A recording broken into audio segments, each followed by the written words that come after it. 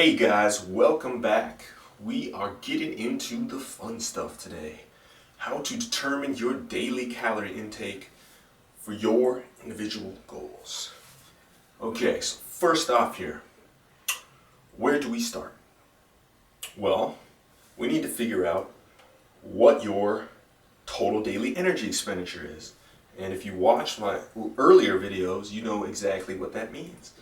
What that means is it's the overall amount of calories you burn in a day. And essentially, what that is that's your maintenance calorie intake.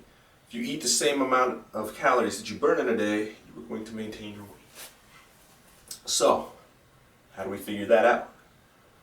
Well, luckily for you guys, down below in the description box to this video, there is a link I put, and if you click on that link, you will notice a little nice calculator that can help you figure out your maintenance calorie intake.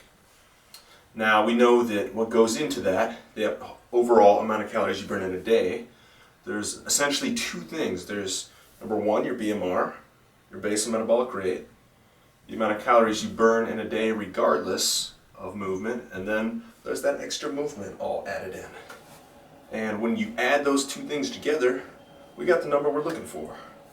So, what goes into that first part, that BMR? Well, to figure that out, we need things like your height, weight, age, gender. So you're going to plug all those in down there, and that's going to give you a nice rough estimate of your BMR. And then from there is a activity multiplier. So we figured out your BMR, and then now there's going to be a thing that you click on based on your activity level on a regular basis, and that will guesstimate the amount of calories you burn overall in a day. We'll get that maintenance calorie intake number.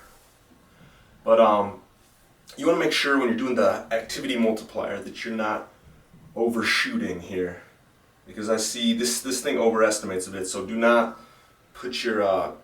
select one of the top things in the activity multiplier. You should actually do one of the, probably the light exercise one, unless you are a competitive athlete training 2-3 hours a day and weight training like 3 days a week too.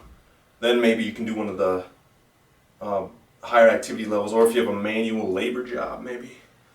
But for everybody else, I'd say probably go with the light exercise category just to be safe. And if you have a desk job even, the sedentary one might even be a good way to start out at. So we got all that set up here. It's going to spit out a number for you, and that number is essentially your maintenance calorie intake. So now we can adjust this according to your goals. Now, most people watching this, I'm guessing, want to lose weight, or want to lose fat specifically, not just weight. And for those people, let's give a nice round example here. Let's say your number came out to be 2,000 calories. Now that's your maintenance calorie intake. You eat at that level, you're going to maintain weight. Now, what we're going to do with that number is we're going to take off 20%. So take off 20% of 2,000. So if my middle school math is serving me correctly here, that would give you 1,600 calories. So you would eat 1,600 calories on a consistent basis, and you should lose weight. That is the number that you want to eat on a daily basis for fat loss. 20% less than your maintenance calorie intake. Now, for people more interested in optimizing muscle gains, it's going to be 20% above that number. So once again, 2,000, middle school math skills, 2,400, 20% more than 2,000. And you want to eat at that number consistently. Now, this is not an exact thing here. This is just kind of a rough estimation. This is a place to start, good place to start. So it might be a little off. So you're gonna have to you're gonna start at whatever 20% less or more is, depending on your goal. You can start eating at that level, and then a week or two down the line, if you are moving down or moving up, depending on your goal, that's good. Just keep at it. if you're not going really anywhere, then you want to adjust by another 10% or so. So if your goal is weight loss, you subtract the 20% from that maintenance calorie intake, and it's been a week or two and you have not moved, you want to drop another 10%. Now, if another week or two after that you are still not moving, then do another 10%.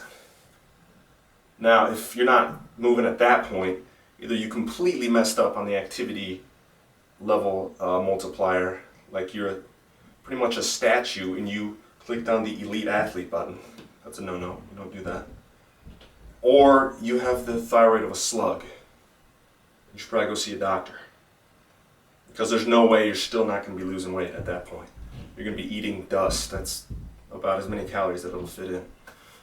But yeah, so that's pretty much it. This is a good starting point, good starting guidelines for whatever your goal may be. So click on that link in the description box, figure your stuff out, adjust accordingly, and that is, that's pretty much all there is to it there.